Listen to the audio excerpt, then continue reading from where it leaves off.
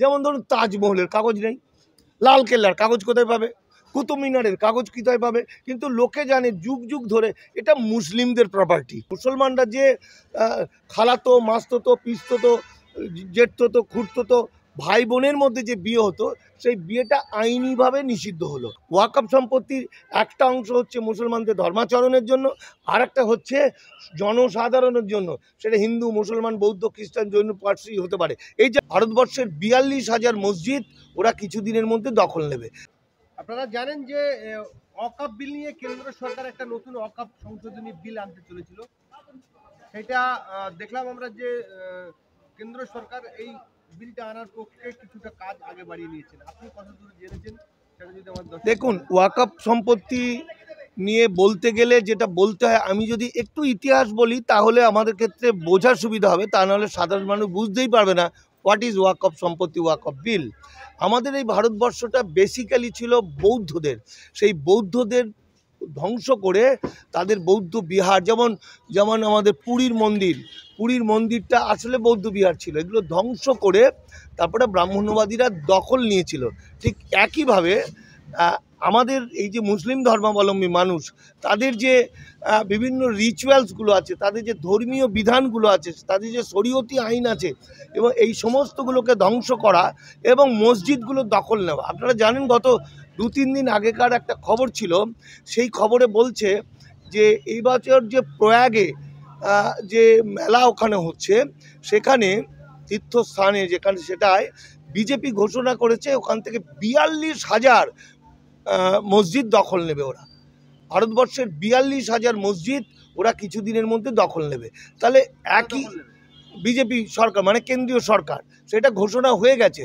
তার মানে হচ্ছে, যদি আমরা একটু পিছিয়ে যাই, ওয়াকফ সম্পত্তির বলার একটু কি স্ট্যাটাসটা বলার আগে যদি আমরা ভারতবর্ষ মিলিয়ে কি এই 42,000 মসজিদ, সারা ভারতবর্ষের মধ্যে 42,000 মসজিদ যেটা নিয়ে নেবে, সেটা প্রথম লপ্তে, ফার্স্ট চান্সে পশ্চিমবাংলায় আছে, সব পশ্চিমবঙ্গ সহ গোটা ভারতবর্ষে, সেটার জন্যই ওয়াকফ সম্পত্তির বিষয়টা আসছে। তার আগে ওয়াকফ সম্পত্তিটা নিয়ে নেওয়ার আগে আদর্শ এবং নীতিগতভাবে মুসলমানরা যাতে মসজিদ বলে কিছু না পায়, তাদের গোড় হলে, মৃত্যু হলে যেন কবরস্থান না পায়, তার জন্য ইউসিসি করা হয়েছে। ইউসিসি গতকালকে উত্তরাখণ্ডে আইনিভাবে লাগু হয়ে গেছে। এক দেশ এক আইনের নাম করে আসলে মুসলমানদের নামাজ, আজান, জাকাত, রোজা এগুলোকে আইনগতভাবে বাতিল করা হয়েছে ওখানে, যেটা মুসলিম পার্সোনাল ল বোর্ড বলেছে। 1 2 নম্বর হচ্ছে, এখানে আমাদের সাধারণ জীবনে কি এফেক্ট করতে পারে, এই যে আশপাশে যে গ্রামগঞ্জের যে মুসলমান মানুষ, বা আপনারা অনেকেই যারা মুসলিম আছেন, তাদের মধ্যে কি এফেক্ট হতে পারে, তারা তো হয়তো বুঝতে পারছেন না। এফেক্ট হতে পারছে, বিয়ের পদ্ধতিটা সারা ভারতবর্ষে একই রকম হলো, সমস্ত জাতি ধর্মের, অর্থাৎ মুসলমানরা যে খালাতো, মাস্ততো, পিস্ততো, জেঠতো, খুঁড়তো ভাই বোনের মধ্যে যে বিয়ে হতো, সেই বিয়েটা আইনিভাবে নিষিদ্ধ হলো। নিষিদ্ধ হওয়ার ফলে যেটা ঘটবে, এই দেওয়ানি আইনগুলো অনেকে মানতে চায় না, ফলে 30 বছর 40 বছর পরে দেখা যাবে না মেনে সেরকম একই পদ্ধতিতে নানাতো, খালাতো, পিস্ততো ভাই বোনের মধ্যে বিয়ে হয়েছে, এদের যে সন্তানদের যে সম্পত্তি উত্তরাধিকারী আইন, সেই উত্তরাধিকারী আইনটার পরিবর্তন হচ্ছে, সেটা ইউসিসি অনুযায়ী। অর্থাৎ তখন এদের ছেলেমেয়েরা একটা ভয়ানক বিপদের মধ্যে পড়বে সম্পত্তি ভাগ বাটোয়ারা নিয়ে, কারণ এই বিয়েটাই হচ্ছে বেআইনিভাবে এখন যে বিয়ে হবে। এছাড়াও ইউসিসির মধ্যে অনেক রকম ভয়ঙ্কর জিনিস আছে, যেটা শুধু মুসলমানদেরও নয়, হিন্দুদেরও, হিন্দু কোডের বহু কিছু উঠে যাচ্ছে। এবার চলে আসি, আপনি যে প্রশ্নটা করলেন সেটা হলো যে এই যে ওয়াকফ সম্পত্তি সাধারণ মানুষ জানে না, যে খায় না মাথায় দেয়।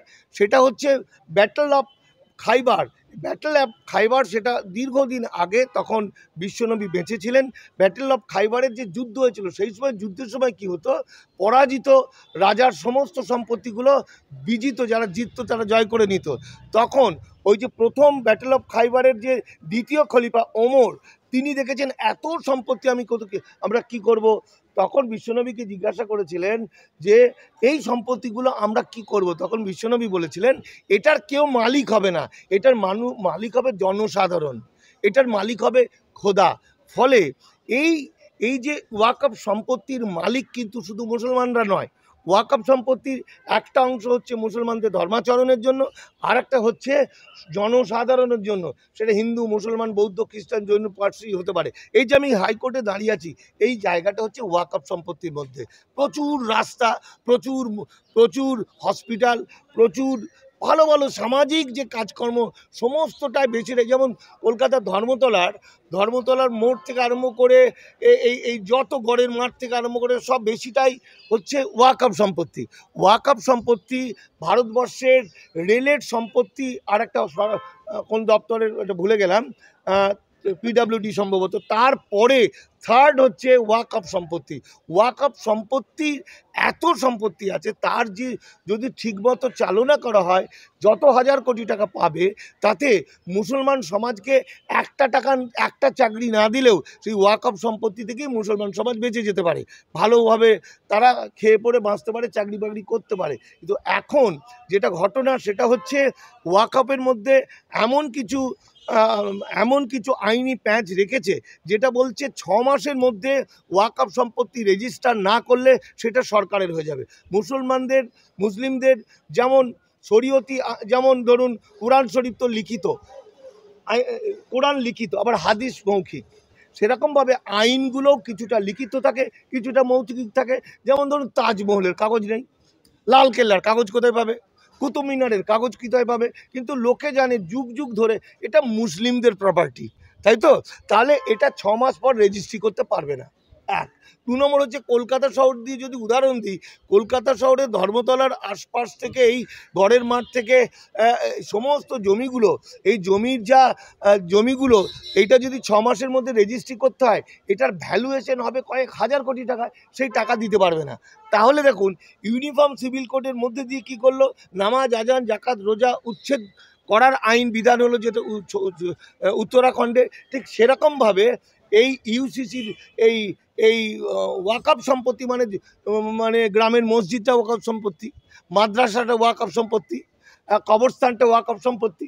তাহলে এমন একটা কায়দা করলো, ওই জন্য আমি বলছি একটা প্যাকেজ, সেই কায়দার পরে মুসলমানদের হাত থেকে এগুলো সব চলে যাবে। ফলে এই যে গোলওয়ালকার আরএসএস বলছে, মুসলমানরা যদি হিন্দু সংস্কৃতিতে ফিরে না আসে, অর্থাৎ টুপি না ছাড়ে, দাড়ি না কাটে, পোশাক না ছাড়ে, তাহলে যেভাবে হিটলার ইহুদিদের হত্যা করেছিল সেইভাবেই তারা মুসলমানদের শেষ করে দেবে। যেটা আমরা দেখতে পাচ্ছি, জয় শ্রীরাম না বলার জন্য পিটিয়ে পিটিয়ে মারা হচ্ছে, মসজিদ ভেঙে দেওয়া হচ্ছে, বুলডেজার দিয়ে বাড়ি ভেঙে দিচ্ছে। আমার মুসলিম সমাজ এখনও পর্যন্ত জেগে ঘুমিয়ে আছেন। তারা নূপুর শর্মা বিশ্বনবী একটা আকাশের মতো, কে কোথা থেকে একটা থুতু দিয়েছে তার গায়ে বা বলেছে নূপুর শর্মা, তার জন্য হুল্লাহাট হয়ে গেল। কিন্তু ইউসিসি হওয়ার জন্য কোনো আন্দোলন নেই, সেরকম ওয়াকফ সম্পত্তি কেড়ে নেওয়ার জন্য কোনো আন্দোলন নেই।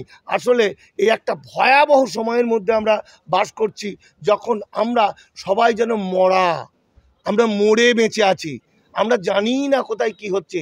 আর এরই সুযোগে ভয়ঙ্কর হিন্দুত্ববাদী আরএসএস এবং বিজেপি, মনুবাদী, ব্রাহ্মণ্যবাদী, ওরা ভারতবর্ষকে তথাকথিত হিন্দু রাষ্ট্র তৈরি করে ভারতবর্ষের দাস ব্যবস্থাকে ফিরিয়ে আনছে, বহু মানুষকে কৃতদাস বানাচ্ছে এনআরসি এর মাধ্যমে। সুতরাং আমি এই ভিডিওর মাধ্যমে বলতে চাইছি, মুসলমান সমাজকে শুধু নয়, সমস্ত মূল নিবাসী মানুষকে, এসসি, এসটি, ওবিসি, মাইনরিটি এবং আমি মানবিকতা সম্পন্ন সমস্ত মানুষকে বলতে চাইছি যে আপনারা ভাবুন, আর একটা মুহূর্ত সময় নয়, আপনাদেরকে ঠিক যেভাবে গৌতম বুদ্ধের সেই বৌদ্ধ ধর্মকে ওরা ধ্বংস করে দিয়েছে, প্রায় ধ্বংস করে দিয়েছে, আজকে ইসলাম ধর্মকে, শুধু ইসলাম ধর্ম নয়, ছোট ছোট ছোট ছোট সমস্ত ধর্মকে ওরা গিলে খেয়ে নিয়ে ওরা একটা কুৎসিত, একটা ভয়ঙ্কর এবং একটা কুৎসিত, একটা মিথ্যাচারিতায় ভরা একটা ভয়ঙ্কর রাষ্ট্র তৈরি করছে, যেটার নাম হচ্ছে তথাকথিত হিন্দু রাষ্ট্র।